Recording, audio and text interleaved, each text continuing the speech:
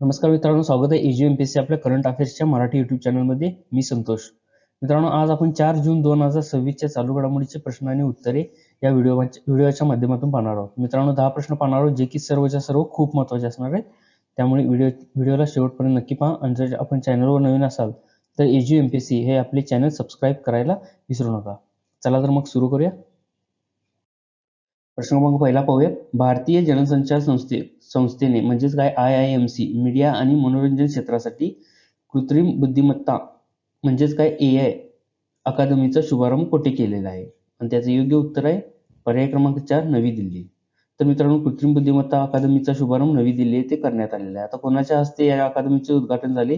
तर माहिती आणि प्रसारण मंत्रालयाचे सचिव कोण आहेत? तर चंचल कुमार यांच्या हस्ते या अकादमीचे उद्घाटन करण्यात आले. कुठे? तर नवी दिल्ली येथे. आता मित्रांनो, या अकादमीचा उद्देश काय ते पाहूया. तर देशातील मीडिया, पत्रकारिता आणि सार्वजनिक दळणवळण क्षेत्रामध्ये कृत्रिम बुद्धिमत्ता म्हणजेच आर्टिफिशियल इंटेलिजन्स क्षमतांचा विकास करणे आणि क्षमता वाढवणे हे या कृत्रिम बुद्धिमत्ता अकादमीचा मुख्य उद्देश असणार आहे. आणि कुठे उद्घाटन झाले याचे? तर नवी दिल्ली येथे उद्घाटन झाले.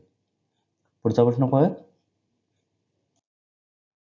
प्रश्न क्रमांक 2 आहे. कोणत्या राज्याच्या मुख्यमंत्र्यांनी प्रत्येक नागरिकांसाठी one stop multipurpose unified card सुरू करण्याचे निर्देश दिलेले आहेत? आणि त्याचे योग्य उत्तर आहे पर्याय क्रमांक 3, तेलंगणा. तर मित्रांनो, one stop multipurpose unified card हे तेलंगणा राज्याने सुरू केलेले आहेत. आता याचा उद्देश काय आणि काय आहे हे कार्ड ते पाहूया. तर मित्रांनो, तेलंगणा राज्याचे मुख्यमंत्री रेवंत रेड्डी यांनी हे कार्ड विविध सरकारी विभागांमधील कल्याणकारी योजना आणि शासकीय सेवांची माहिती एकाच ठिकाणी देण्यात येणार आहे या वन स्टॉप मल्टीपर्पज युनिफाईड कार्डमुळे. काय मित्रांनो, याचा फायदा काय होणार आहे? तर जे सरकारी विभागामधील जे कल्याणकारी योजना आहेत आणि शासकीय सेवा आहेत त्यांची आता एकाच ठिकाणी माहिती या वन स्टॉप मल्टीपर्पज युनिफाईड कार्डमुळे होणार आहे. आणि मित्रांनो, सरकार लाभार्थ्यांचा अचूक मागोवा घेण्यासाठी एकात्मिक माहिती गोळा करून कृत्रिम बुद्धिमत्ता म्हणजेच AI प्रणाली विकसित करणार आहे या वन स्टॉप मल्टीपर्पज युनिफाईड कार्डच्या माध्यमातून. आता मित्रांनो, तेलंगणा राज्याचे मुख्यमंत्री कोण आहेत? तर रेवंत रेड्डी आपण पाहिलेले आहेत. तेलंगणाचे राज्यपाल कोण आहेत? तर शिवप्रताप शुक्ला हे तेलंगणाचे राज्यपाल आहेत. पुढचा प्रश्न पाहूया. प्रश्न क्रमांक 3 पाहूया. भारतीय रेल्वेने मानव संसाधन प्रशासनाला आधुनिक बनवण्यासाठी AI आधारित कोणते केंद्र हैदराबाद येथे सुरू केलेले आहे? आणि त्याचे योग्य उत्तर आहे पर्याय क्रमांक 2, चिराग. तर मित्रांनो, चिराग हे सेंटर हैदराबाद येथे भारतीय रेल्वे मानव संसाधन प्रशासनाने चालू केलेले आहे. आता चिराग बद्दल आपण अधिक माहिती जाणून घेऊया.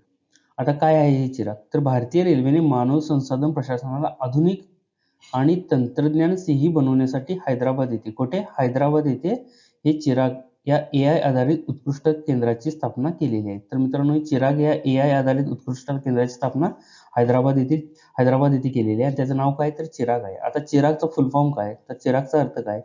तर centre for HR information system research and analytics in governance असे हे चिरागचं लॉंग फॉर्म आहे. म्हणजेच काय, त्याचा अर्थ काय होतो? तर प्रशासनातील मानव संसाधन माहिती प्रणाली संशोधन आणि विश्लेषण केंद्र असे या चिरागचं लॉंग फॉर्म आहे. आता मित्रांनो, या चिरागमध्ये काय काय असणार आहे? तर या चिरागमध्ये कृत्रिम बुद्धिमत्ता म्हणजेच काय आर्टिफिशियल इंटेलिजन्स, मशीन लर्निंग म्हणजेच की ML असणार आहे आणि प्रोडक्टिव्ह वर्कफोर्स अनालिटिक्सचा वापर या चिरागमध्ये केला जाणार आहे.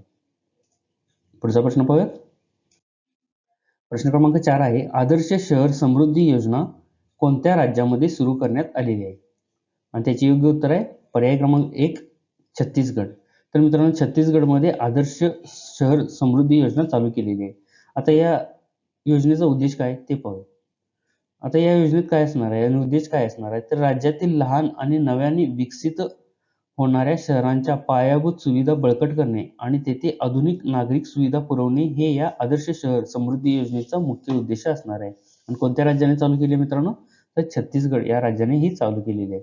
आता सुविधा काय असणार आहेत? तर लहान नागरी भागांमध्ये रस्ते, सांडपाणी, गटार व्यवस्था, पथदिवे आणि स्वच्छता यासारख्या पायाभूत सुविधांचा विकास केला जाईल या आदर्श शहर समृद्धी योजनेच्या माध्यमातून. आता मित्रांनो, छत्तीसगडचे राज्यपाल कोण आहेत? तर रमेश डिका हे राज्यपाल आहेत. आणि मुख्यमंत्री कोण आहेत? तर विष्णुदेव साई हे छत्तीसगडचे मुख्यमंत्री आहेत. आणि छत्तीसगडचे राजधानी काय? तर रायपूर ही छत्तीसगडची राजधानी.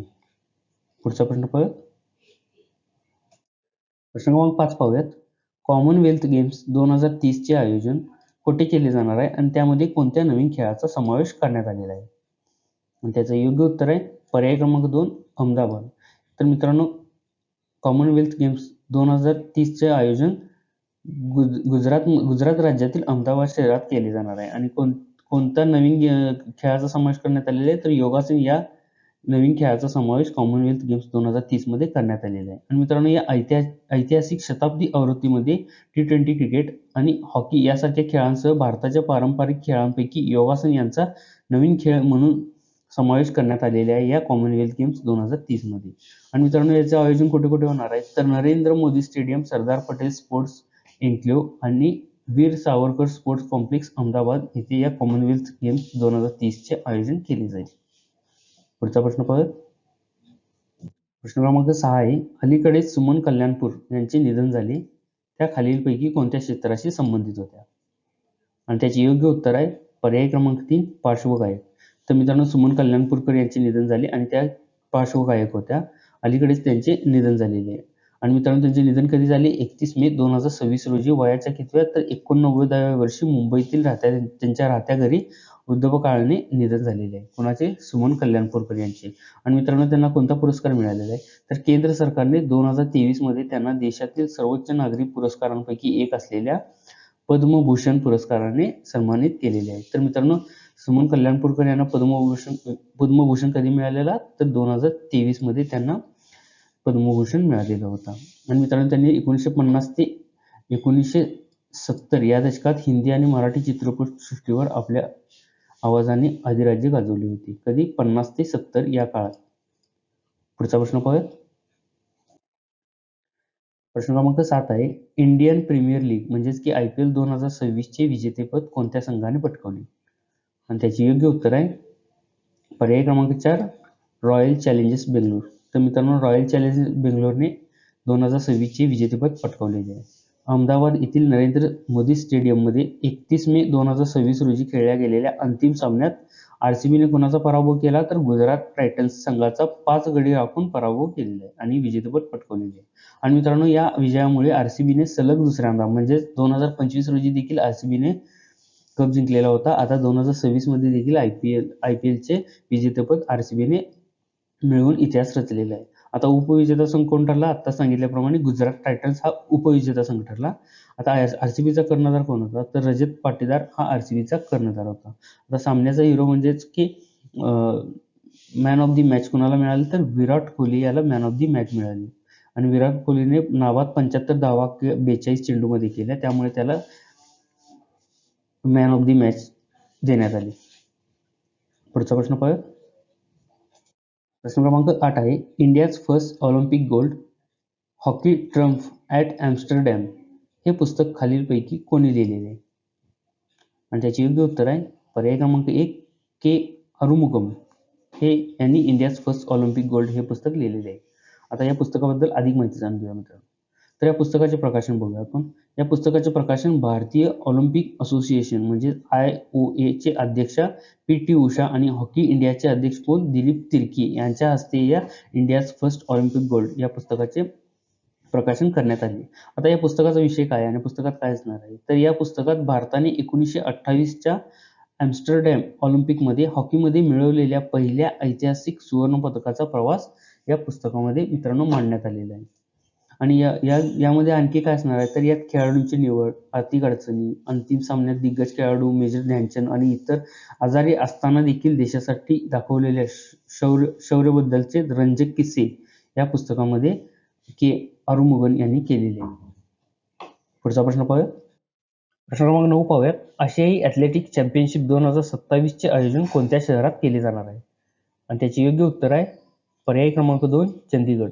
तर मित्रांनो, आशियाई ॲथलेटिक चॅम्पियनशिप 2027 चे आयोजन चंदीगड शहरात केले जाणार आहे.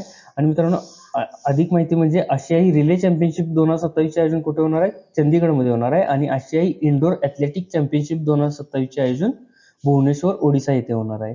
या दोनमध्ये कन्फ्युजन होऊ शकते. आणि तिसरी बाब म्हणजे जागतिक ॲथलेटिक चॅम्पियनशिप 2027 चे आयोजन कुठे होणार आहे तर चीनमधील बीजिंग या शहरात केले जाणार आहे.